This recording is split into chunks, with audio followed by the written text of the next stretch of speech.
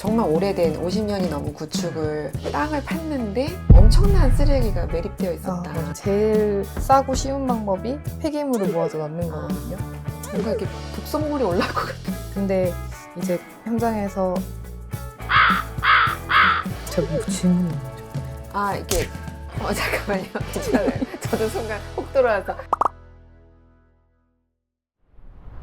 안녕하세요. 사람과 옷을 C줄 날줄로 엮는 하이브리드 방송 제니들의 미싱뉴 둠칫입니다. 오늘 모신 분도 원래 아는 분이 아니고요. 제가 우연찮게 건축탐구 집이라는 EBS 명작 프로그램을 보다가 뭐지 이분들 결이 뭔가 나랑 비슷한데? 그래서 한번 모시고 싶은 마음을 가지고 있었어요. 근데 딱 저희가 제안을 드렸는데 흔쾌히 응해주셔서 아주 즐겁게 모시게 된 분입니다.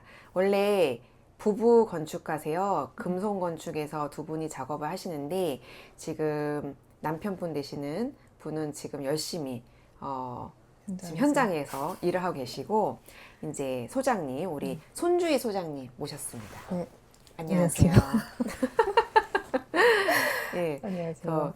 지금 어떤 우리가 낯설음을 빨리 해소하기 위해서 그 전에 이제 약간 얘기를 나누긴 했는데, 선생님이 작업하시는 것들을 사실은 제가 직접 얘기를 나눈 건 아니고 이제 뭐 매체를 통해서 뭐 매거진에서 인터뷰하신 것도 좀 봤고, 그 다음에 그런 뭐 건축탐구 집 같은 프로그램에서도 봤는데 좋더라고요. 저는 소위 이제 우리가 보통 건축가 하면 뭐 이렇게 정말 누구나 내놓으라는 그런 프로젝트를 따서 뭔가 이름을 날리고 싶은 마음도 있겠지만 당연히 계시겠지만 꼭 그런 거에서만 어떤 성취를 찾는 게 아니라 이 주변에 특히 이제 지금 금손 건축이라고 두 분이 같이 운영하시는 건축사는 동인천에 맞아요. 베이스를 두고 있어서 그 일대가 얘기를 들어보니까 굉장히 정말 오랜 역사를 가지고 있어서 개항도 처음 하고 맞아요.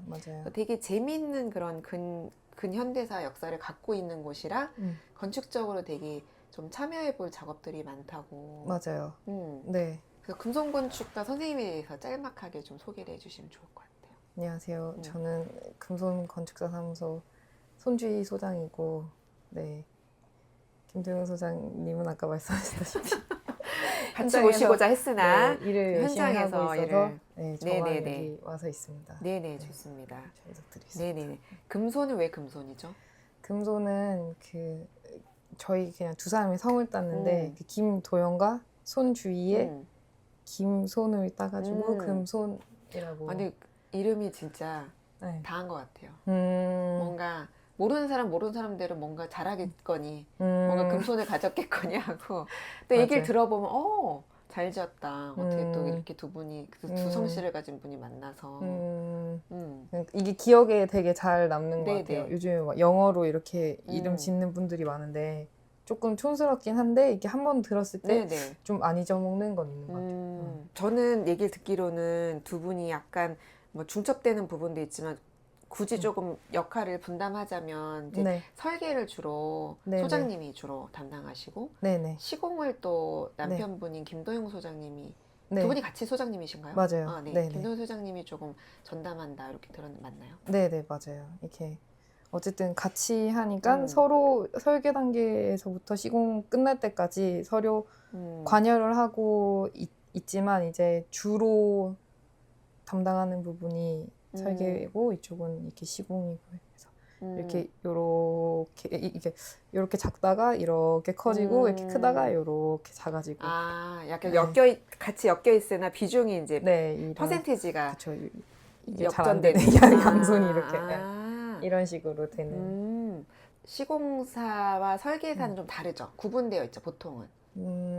그쵸. 옛날에는 같았어요. 그 대목이라고 해서 대목의 머릿속에는 건물 도면이랑 이제 짓는 것까지 다 했거든요. 그러니까 그랬는데 이제 산업화가 많이 되면서 설계하는 사람, 시공하는 사람으로 나눠지고 이제는 거의 뭐 설계하는 사람은 사무실에만 있고 뭐 시공하는 사람은 이제 현장 이렇게 하면서 거의 나눠져 있어요, 지금은. 근데 저희는 조금 이렇게 2인 체제지만 뭐 이렇게 좀 약간 이렇게 붙어 있다고 볼 수 있어요. 거의 그러면 고객 입장에서는 턴키로 맞아요. 맡기면 끝까지.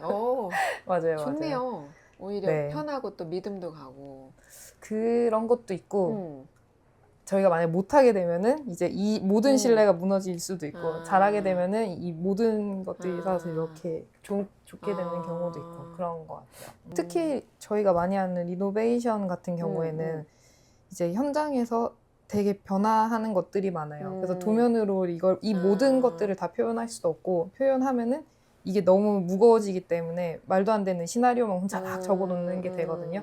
이게 서로 시공사와 그 연결성. 설계사가 서로 아무리 뜻을 서로 전달했다고 해도 머릿속에 그리는 이해가 서로 다르면 네네. 예상치 못한 것들이 나올 수가 있는데 적어도 그걸 한 번에 두 분이 같이 계속 호흡으로 네네. 끝까지 가면 원래 설계에서는 이렇게 하기로 했는데 도저히 안 되는 부분들을 네. 현장에서 그 신축 같은 경우에는 이제 그냥 딱 땅 위에 뭐 주변 환경 이렇게 해서 지으면은 그렇게 변수가 많이 없거든요.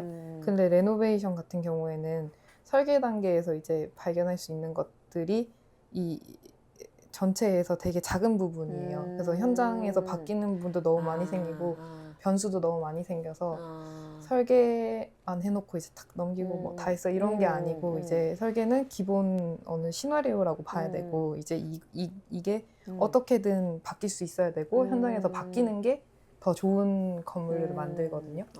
거기서 발견되는 게 맞아요. 엄청 많아서 그러면 훨씬 더 이게 같이 설계 한 분이 시공까지 하면 빨리빨리 그쵸. 결정을 할 수 있으니까. 맞아요. 그거는 제가 에피소드를 들었는데 실제인지 동인천에 정말 오래된 50년이 넘은 구축을 발견을 하셔서 지금 그걸 다 리노베이션을 해가지고 살고 네. 계시잖아요.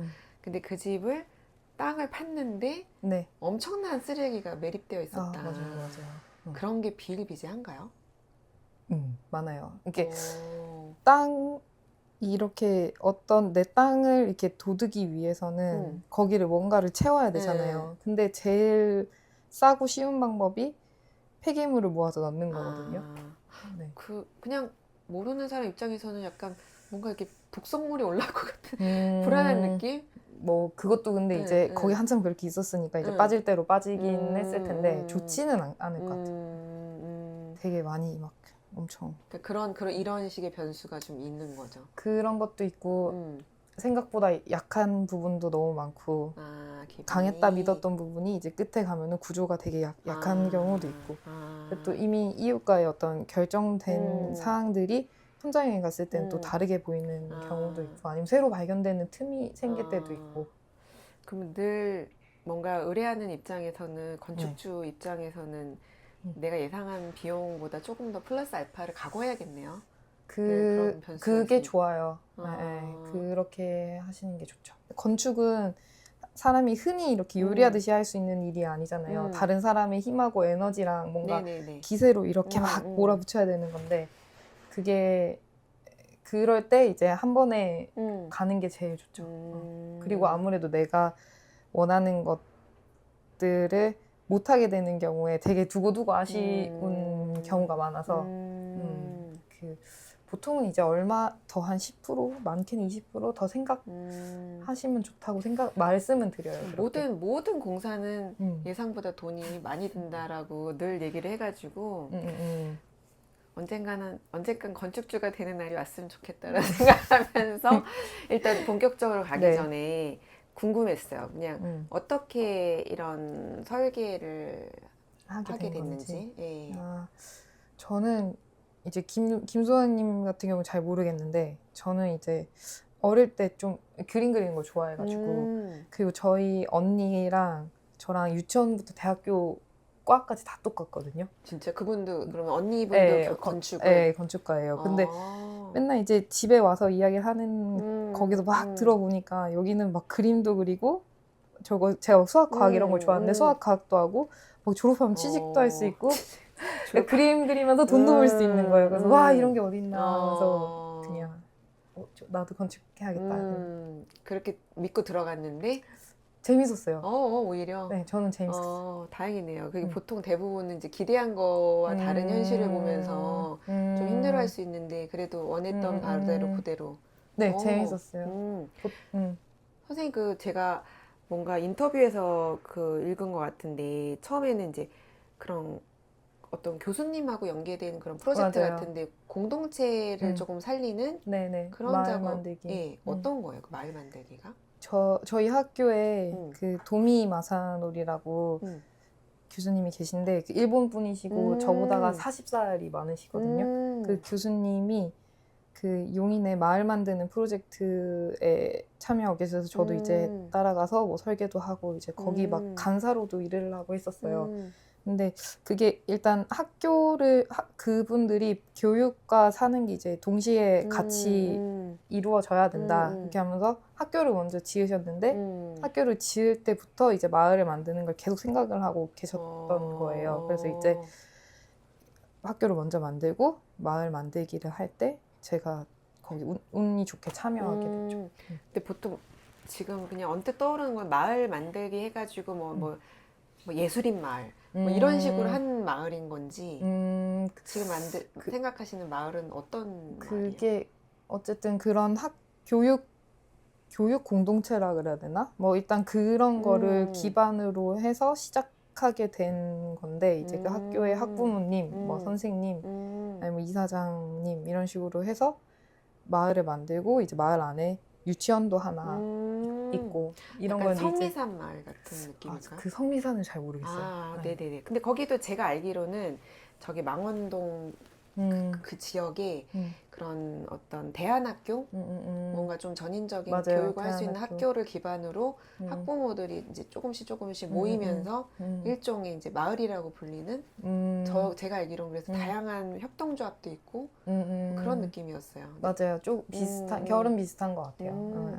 그 마을은 어떻게 성공적인가요? 마을에 집이 다 세워졌고 모두가 다 살고 있으니 성공적이라고 할 수 있죠. 그냥 떠나지 않고 뭔가 계속 거기서 기반이 닦여지고 그러면. 그쵸. 뭔가 성공과 실패보다가는 상상하고 처음에 그들이 꿈꿨던 것을 현재 이제 해서 거기 안에서 살고 있다라는 걸 성공으로 보면은 성공적인 것 같아요. 그러면 이 공동체 마을 설계 만들기를 참여하시던 게 지금의 금손을 뭔가 설립할 때 조금 바탕이 된 건가요?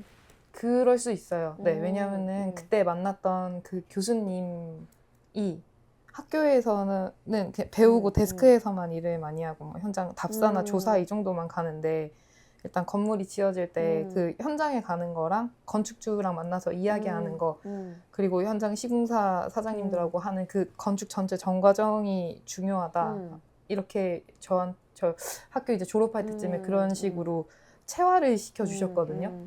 이제 그런 것들이 들어오면서 이거 안에서만 하는 거 말고 이제 그 밖에 다양한 것들을 알게 되고 그러면서 이제 김 소장님은 이런 공사장에 가서 진짜 뭐 잡부로도 일부러도 있고 뭐 몫으로도 일하고 그런 식으로 해서 실제 작은 일도 배우고 현장 소장으로도 있었고 저는 이제 그 마을 만드는 데 있다가 현장 사무실에 가서 일을 하다가 지금은 제 사무소를 차렸는데 그 현장이나 이런 것에 대한 거부감이 없죠. 뭔가 이게 자연스럽게 생각하게 된 것 같아요. 저번에 에피소드에 이제 전명희 그 별직 공인중개사 선생님이 나오셨을 때도 제가 지금 비슷하게 느끼는 게 제 입장에서는 그분도 사실은 그냥 단순히 집을 그냥 집 의뢰가 들어오면 집을 다시 대파는 그 소개만 해주는 게 아니라 직접 집을 가서 여기는 전망이 어떻고 뭐 주변 시설이 어떻고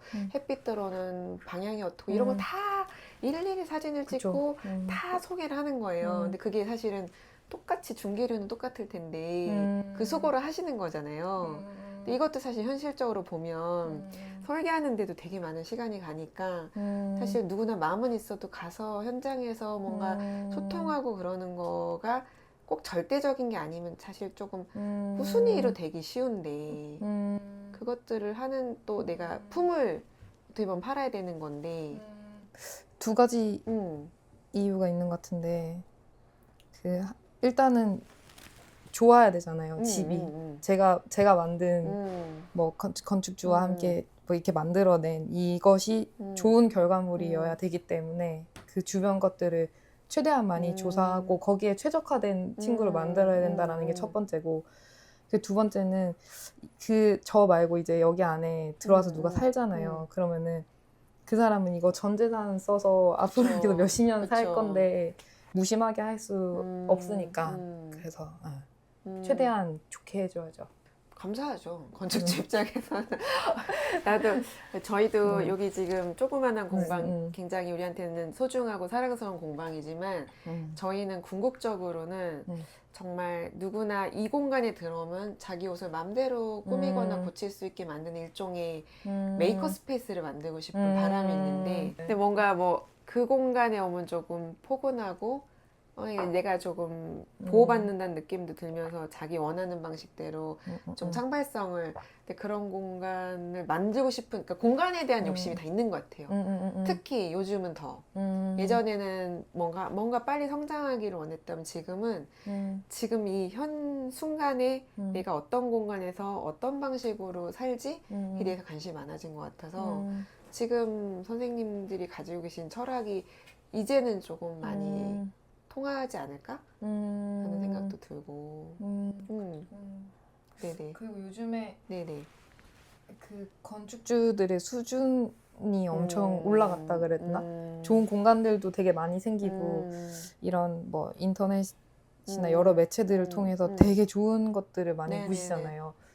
그래서 수준도 많이 올라가고 그러니까 그만큼 그렇죠. 안목이 또 높아지니까 맞아요. 이제 더 네. 옛날에는 약간 이제 가지고 가격과 이제 기간만 맞아요. 조금 더 관심을 기울이셨다면 맞아요. 그런 것도 이제 사회가 또 개인 소득도 높아지고 하다 보니까 먹고 사는 것 이외의 것들에 더 관심을 두면서 이제 나의 어떤 일상에 대한 것도 채우고 싶은 욕구가 생겨지는 것 같아요. 그럼 금손에서는 주로 어떤 작업들을 많이 하세요? 지금까지는 이제 레노베이션을 많이 했죠. 뭐 주택 아니면 그냥 주택. 일반 주택. 네, 상가도 하긴 했는데 주택 레노베이션 아마 그 보셨던 그 프로그램 네네네. 덕분에 그 일이 이렇게 들어왔는데 많이는 아니지만 이렇게 몇 건 이렇게 들어오는데 그거랑 비슷한 상황이신 분들이 이제 의뢰를 많이 하시죠. 그러니까 건축당구 집은 유튜브에 무료로 올라와 있으니까 한번 보시면 좋을 것 같고, 제목이 뭐였더라?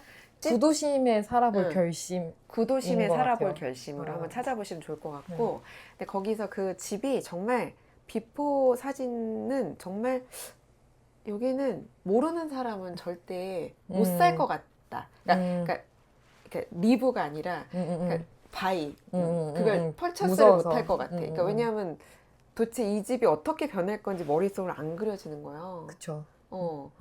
근데 어떻게 그 집을 고르게 되셨어요? 저희가 생각하고 있는 거를 일단 해보고 싶다. 두 번째, 마당이 있는 집에 살고 싶다. 그 두 가지의 조건만 있었는데, 그 당연 제일 중요한 게 예산이죠. 그거 세 가지를 맞춰서 이제 살 곳을 구하려다 보니까 저희 근데 많이 돌아다니지도 않았거든요. 그냥 이거 보니까 괜찮은 것 같아가지고. 네, 마당이 있고 하늘이 있고. 그러니까 집이 그렇게 집이 있고. 변할 거라고 머릿속에 이게 그림이 맞다. 그려져야 되는데 이거는 진짜 전문가만이 할 수 있지 않을까? 네. 근데 이제 뭐 말씀하신 대로 이제 건축주들도 안목이 높아지니까 점점 뭔가 오래된 그 집이나 그러면 지역에는 또 좀 버려진 집들에 대해서 이걸 어떻게 고칠지라고 약간 도전 정신으로 참여하시는 분들이 좀 계시는 것 같기도 하고. 근데 보통 뭐 그런 게 이게 케이스 바이 케이스긴 하지만 그런 걸 고를 때 그래도 일종의 이런 부분은 좀 살펴봐야 된다 그런 게 있나요? 일단은 그 건축 외적으로는 뭐 당연히 이제 부동산적인 조건들이 좋은 거, 뭐 그런 거면 당연히 좋죠. 뭐 도로가 면에 있다든지 뭐 이러면 당연히 좋은 것들이고, 그거 외에 이제 집에 빛이 들어오면 좋고, 그 건축으로 했을 때는 일단은 레노베이션 한다고 하면 이제 거의 집을 뒤엎다시피 하지만 그래도 기본 그 건물 뼈대. 자체가 뼈대가 튼튼하면 좋아요. 그러면 내가 그렇게 막 보강을 조금 덜 해도 되거든요. 근데 아예 그냥 집을 갈아엎는 것보다는 뼈대라도 살려서 하는 게 훨씬 나은 거죠. 그거라도 보통 튼튼하면 좋죠. 느낌상으로는 갈아엎고 싶잖아. 새로 시작하고 싶을 때도 있잖아. 갈아엎고 싶을 때. 오래된 집일 때. 네. 그거는 또 그것도 상황 봐야 네, 된다. 그것도 상황 보면. 알겠습니다. 얘기를 좀 나누고 싶은 게 많은데 저희가 오늘은 또 재밌는 걸 할 거라서 그 작업 시간을 고려해서 작업하면서 조금 더 제가 여쭤보려고 해요. A few moments later. 오늘은 또 재밌는 걸 할 건데 어떤 방법을 설명하기 전에 이 옷에 대한 또 사연을 먼저 또 소개를 받아야 될 것 같아요. 옷이요? 네. 뭘 계속 떼고 계셔? 이거 뭘 계속 떼고 폼인데, 계셔? 네, 이거 폼. 한번 이렇게 들어서 보여주시면 네. 좋을 것 같아요. 이게 네. 그 김대훈 씨. 우리 남편 네. 김도영 소장님이 김대훈 소장이 이제 뭐가 창피하시죠? 아니 이게 삶의 어떤 그 현장에서 입는 땀이 녹아 있는 그런 정말 소중한 옷. 이 티셔츠를 좋아해요. 그래서 이게 떨어지면 또 사고 떨어지면 또 사고 하는데 좋은데요? 옷도 네. 예쁘고. 여기 이런데 이제 막 폼도 묻어 있고 좀 얼룩도 이제 현장에서 묻은 건 안 지워지거든요. 맞아요. 이런 건 이제 세멘 물 튄 거. 그래서 그냥 가져와 봤어요. 네. 아니 딱 적합한 옷을 가지고 오셨어요. 저희가 오늘 뭘 할 거냐면 뭐 패브릭 스탬핑이라고도 하고 뭐 우드블럭 프린팅이라고 또 하는데 이제 예전에 우리 기억하실지 모르겠지만 초등학교 때 이렇게 그 고무판에다가 도장 새겨가지고 찍는 네. 거 많이 했잖아요. 네. 오늘 그걸 할 거예요. 근데 보통 이제 전문적으로 할 때 나무에다가 새기기도 하는데 나무 새기는 거는 조금 더 고도의 작업이 필요해서 오늘은 이제 네. 약간 리놀륨이라고도 하고 뭐 고무판이라고도 하고 조금 더 새기기 편한 방식으로 네. 저희가 뭔가를 새겨서 도장 찍기를 할 거예요, 여기다가. 네. 장판도 그래서- 리놀륨이라고. 예, 맞아요. 그래서 네. 보니까 이게 그래서 라이노 뭐 컷, 라이노 프린팅 이렇게 부르더라고요. 영화에서는. 그래서 오늘은 그런 식으로 좀 가볍게 오랜만에 조각칼을 치고 네. 이 옷이 약간 여러 가지 막 뭔가 이렇게 조금 작업 현장에 그런 흔적들이 남아 있는데 네. 그 도장으로 포인트를 주면 네. 걔한테 눈길이 쏠리는 거죠. 일종의 착시죠. 착시로 이렇게 네. 재미있게 옷을 만들어 보면 또 현장에서 뭔가 네. 우리 그 또 소장님이 뭔가를 만들어줬다는 그 기분이 또 기분 좋게 만들기도 하거든요. 맞아요. 그래서 네. 재미있게 만들 거고 오늘 그럼 어떤 거를 새기고 싶으세요? 저희 회사 이름? 금손. 네. 그래서 이게 아무 티셔츠에나 이렇게 음. 꽝꽝 찍으면은 좋습니다. 그냥 회사 좋습니다. 티셔츠가 되면 좋겠어요. 그래서 저희가 나무목 찍는 것들을 이제 컷컷으로 조금씩 보여드리면서 중간중간 좀 얘기를 계속 이어나가겠습니다. A few moments later. 그래서 이제 저희가 여기다 도장 찍기를 할 건데 그러니까 옷이나 섬유에다가 찍는 페인트가 따로 있어요. 그래서 몇 가지 도구들을 말씀드릴 건데 기본적으로 이제 되게 다양한 브랜드가 있는데 이제 패브릭 전용, 도장 찍는 전용 잉크. 그러니까 패브릭 잉크도 붓으로 칠하는 패브릭 잉크도 있고 뭐 이 실크 스크린 하는 잉크도 있고 저희는 이제 도장 찍는 전용 패브릭 잉크를 쓸 거고 이제 여러 가지 색깔이 있고요. 그 다음에 이제 아까 말씀드린 대로 이런 일종의 고무판을 이제 준비해가지고 조각칼로 새길 거고 거기다가 이제 이런 뭐 접시나 여러 가지 판에다가 잉크를 좀 짜서 이제 이렇게 롤러로 한번 문질러서 여기다가 이렇게 해가지고 찍는 거. 네. 방법은 되게 간단합니다. 네. 그런데 예를 들어서 양쪽이 이렇게 데칼코마니처럼 똑같은 그림이면 상관없는데 다른 글씨라던가 다른 거면 반대로 여기다 새겨야 돼요. 그래야 찍었을 때 제대로 나오거든요. 그러니까 금손을 이렇게 찍으면 안 되고 역으로 네. 거울 비추듯이 네. 그렇게 찍어야 돼서 저희는 종이에다 금손을 이미지를 찍고 그거를 여기다 얹어서 새긴 다음에 그 역으로 나오는 방식으로 한번 해볼게요. 네, 좋습니다. 이런 식으로 뭔가 글씨를 반대로 나오게 하거나 그림을 반대로 나오게 할 때는 연필로 여기 흑연가루가 그 고무판에 묻게끔 할 수 있거든요. 좀 팁을 말씀드리면 네. 선생님은 이제 양각으로 하시잖아요. 그러니까 찍히는 부분이 메시지잖아요. 네네. 그럴 경우는 이 겉에 파는 시간을 줄이기 위해서 여기 잘라내도 돼요. 근데 지금 끝에도 3대 넣으시는구나.